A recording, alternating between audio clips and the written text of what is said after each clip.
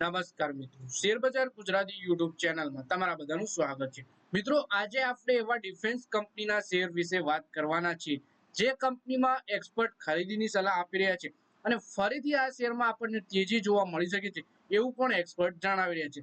સાથે સાથે બીજા એવા શેરમાં પણ આપણે વાત કરીશું જે શેરોમાં આપણને એક્સપર્ટ ખરીદીની સલાહ આપી રહ્યા છે અને લાંબા ગાળા માટે જો તમે આ શેરોમાં રોકાણ કરી રાખો તો તમને આ શેરમાં ચોક્કસપણે ફાયદો થઈ શકે છે એવું એક્સપર્ટ જણાવી રહ્યા છે।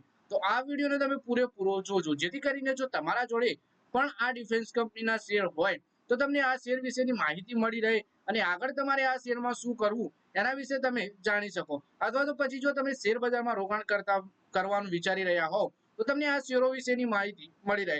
પણ કોઈ પણ શેરમાં રોકાણ કરતા પહેલા તમારા ફાઇનાન્શિયલ એડવાઇઝર જોડે આ શેરને લઈને તમારે ચર્ચા કરી લેવી જોઈએ, પછી જ તમારે શેર બજારમાં રોકાણ કરવાનો નિર્ણય કરવો જોઈએ। સૌથી પહેલા શેર વિશે મિત્રો વાત કરીએ આપણે તો ડિફેન્સ સેક્ટરની અગ્રણી કંપની મઝગાંવ ડોક શિપ બિલ્ડર્સ લિમિટેડના શેરોએ લોંગ ટર્મમાં રોકાણકારોને મલ્ટીબેગર રિટર્ન આપ્યું છે। 5 વર્ષમાં આ શેરે 350% અને 3 વર્ષમાં 2500%નું રિટર્ન આપ્યું છે। 2 વર્ષમાં વાત કરીએ તો 425%ની કમાણી કરાવી છે। જોકે જૂન મહિનામાં મઝગાંવ ડોક શેરની તેજીને પર બ્રેક વાગી ગઈ અને એક મહિનામાં જ શેર 6% તૂટી ગયા। આ ઘટાડા છતાંય આ ડિફેન્સ મલ્ટીબેગર સ્ટોક તેના 52 વીક સપ્તાહના નીચલા સ્તરથી હજુ પણ લગભગ 71% ઉપર ટ્રેડ કરી રહ્યો છે। એન્ટિક બ્રોકિંગે મઝગાંવ ડોક શિપ બિલ્ડર્સ પર બાય રેટિંગ જાળવી રાખી છે અને બ્રોકરેજનું કહેવું છે કે આ શેરની વર્તમાન લેવલથી 22% સુધી ઉછળવાની શક્યતા છે। આજે મઝગાંવ ડોક શિપ બિલ્ડરના શેર એનએસસી પર 3261 રૂપિયાના સ્તર પર ચાલી રહ્યા છે। એટલે કે કંપની છે ડિફેન્સ સેક્ટરની મઝગાંવ ડોક શિપ બિલ્ડર્સ અને લોંગ ટર્મમાં રોકાણકારોને મલ્ટીબેગર રિટર્ન આપ્યું છે। આ કંપનીએ 5 વર્ષમાં શેરે 3700%નું રિટર્ન આપ્યું છે, જ્યારે 3 વર્ષમાં 2500%નું રિટર્ન આપ્યું છે। 2 વર્ષના ટૂંકા ગાળાની પણ વાત કરીએ આપણે તો 425%નું રિટર્ન આપ્યું છે રોકાણકારોને। કંપની હજુ પણ તેના 52 વીક હાઈથી 71% ઉપર ટ્રેડ કરી રહી છે। વધારે માહિતી જોઈએ આપણે મઝગાંવ ડોક શિપ બિલ્ડર્સના શેર વિશે। કંપનીએ 19 ફેબ્રુઆરી 2025ના રોજ મઝગાંવ ડોક શિપ બિલ્ડર્સના શેર 1917 રૂપિયાના તેના 52 વીક લો નું સ્તર સ્પર્શ કર્યું હતું, જ્યારે 29 મેના રોજ કંપનીના શેર 3778 રૂપિયાના ઉચ્ચતમ સ્તર સુધી પહોંચ્યો હતો। તકનીકી વિશ્લેષણની વાત કરીએ તો મઝગાંવ ડોક શિપ બિલ્ડર્સનું રિલેટિવ સ્ટ્રેન્થ ઇન્ડેક્સ એટલે કે આરએસઆઈ 49.5 પર છે, જે દર્શાવે છે કે તે ન તો ઓવરબોટ ઝોનમાં છે ન તો ઓવરસોલ્ડ ઝોનમાં છે। એટલે કે કંપનીએ 52 વીક લો 19 ફેબ્રુઆરી 2025ના રોજ ટચ કર્યો હતો 1917 રૂપિયાનો, જ્યારે 52 વીક હાઈ 29 મેના રોજ 3778 રૂપિયાના સ્તરે પહોંચ્યો હતો।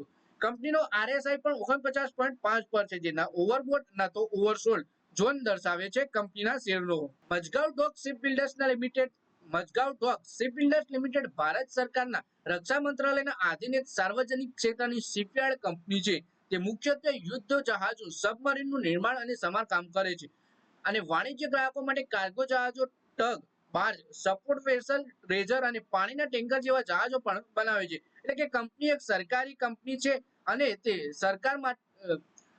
અને તે રક્ષા મંત્રાલયને આધીન મુખ્યત્વે યુદ્ધ જહાજો અને સબમરીનનું નિર્માણ કરે છે। સાથે સાથે કોમર્શિયલ એટલે કે વાણિજ્ય ગ્રાહકો માટે પણ કાર્ગો જહાજો બનાવે છે કંપની। પછી આ શેરને લઈને બ્રોકરેજ શું સલાહ આપે છે એ આપણે જોઈએ તો બ્રોકરેજ હાઉસ જણાવે છે કે બિઝનેસ ટુડેના એક રિપોર્ટ અનુસાર આનંદ રાઠીએ શેર એન્ડ સ્ટોક બ્રોકર્સ લિમિટેડના technical research and expert Jigar S પટેલનું માનવું છે કે મઝગાંવ ડોક સ્ટોકે 3300 રૂપિયાથી 3400 રૂપિયાના સર્કલમાં મજબૂત બેઝ તૈયાર કરી દીધો છે। તેણે શેર પર ખરીદીની સલાહ આપતા કહ્યું કે તકનીકી સંકેતની તેજી તરફ ઇશારા કરી રહ્યા છે। ટૂંકા ગાળામાં શેર 3600 રૂપિયા સુધી જઈ શકે છે।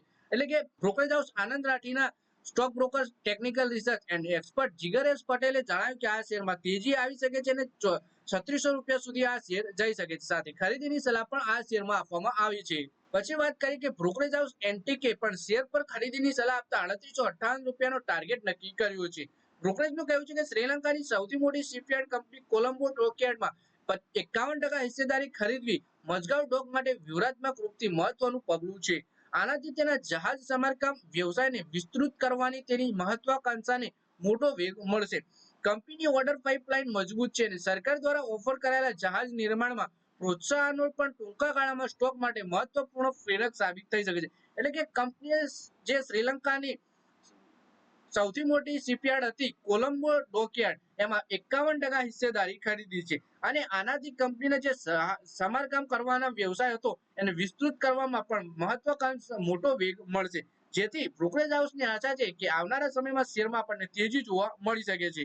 પછી મિત્રો વાત કરીએ આપણે આઈડીઆઈ બેંકના શેર વિશે. તો આ શેરે એક અઠવાડિયામાં 15%, 3 મહિનામાં 35% અને 1 વર્ષમાં 24% અને 3 વર્ષમાં 238%ની તેજી દર્શાવી છે. હવે સમાચાર આવી રહ્યા છે કે સરકાર અને એલઆઈસી સાથે મળી આઈડીબીઆઈ બેંકમાં તેની હિસ્સેદારી વેચવાની પ્રક્રિયાને નિર્ણાયક તબક્કે છે.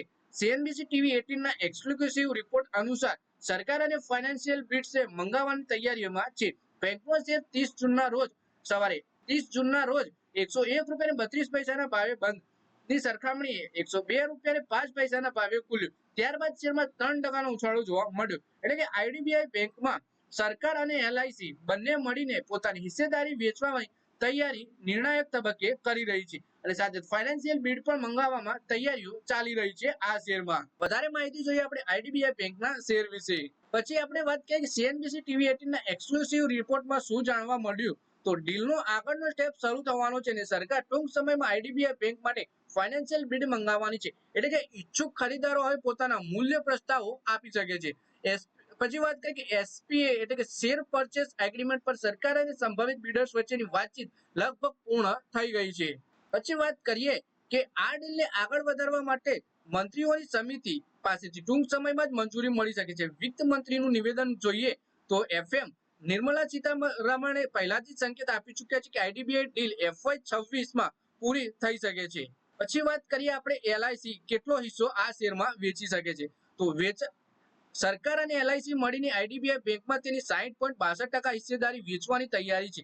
ઘણા મોટા બિલ્ડર્સ લાઇનમાં રહેવાના છે, જેમ કે પહેલા રાઉન્ડમાં કોટક મહિન્દ્રા બેંક, કાર્લિવ અને ફેરફેક્સ જેવા સ્થાનિક અને વિદેશી રોકાણકારોએ રસ દર્શાવ્યો હતો. તેમાંથી કેટલાક ડ્યુ ડિલિજન્સ પણ પૂરી કરી શકે છે. એટલે વાત કરીએ કે આઈડીબીઆઈ બેંકમાં સરકાર અને એલઆઈસી મળીને કુલ 60.72% પોતાનો હિસ્સો વેચવાની તૈયારીમાં છે. જેમાંથી વાત કરીએ કે કોટક મહિન્દ્રા, કાર્લિવ અને ફેરફેક્સ જેવા સ્થાનિક અને વિદેશી રોકાણકારોએ પણ રસ દર્શાવ્યો છે આ બેંકની ખરીદીમાં.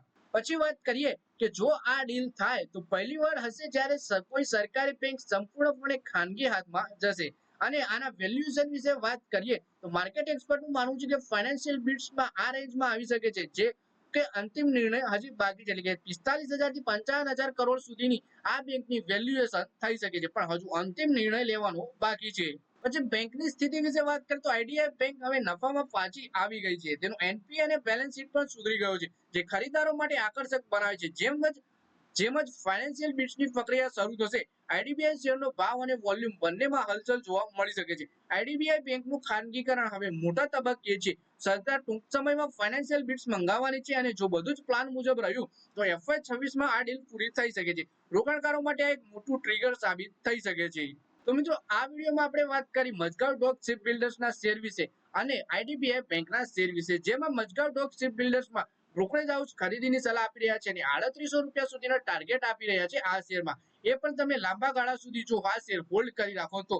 અને સાથે જ આઈડીબીઆઈ બેંકમાં અને આઈડીબીઆઈ બેંકના શેર વિશે વાત કરીએ તો જેમાં સરકાર અને એલઆઈસી મળીને 60.72% જેટલો પોતાનો હિસ્સો છે વેચવા જઈ રહી છે. અને જો આવું થયું તો પહેલીવાર એવી કોઈ સરકારી બેંક હશે જે પૂરેપૂરી ખાનગીકરણ એટલે કે પ્રાઇવેટ સેક્ટરમાં જશે. તો મિત્રો આ વિડીયોમાં બસ આટલું જ. હવે મળીએ આવનારા વિડીયોમાં. ત્યાં સુધી વિડીયોમાં લાઈક કરો, કોમેન્ટ કરો અને વિડીયો પોતાના મિત્રો સાથે ફેસબુક, ઇન્સ્ટાગ્રામ, વોટ્સએપ બધી જગ્યાએ શેર કરો. શેર બજારની આવી માહિતી ગુજરાતીમાં જોવા માટે તમે ચેનલને સબસ્ક્રાઇબ કરી ઘંટડી પર દબાવી દેજો.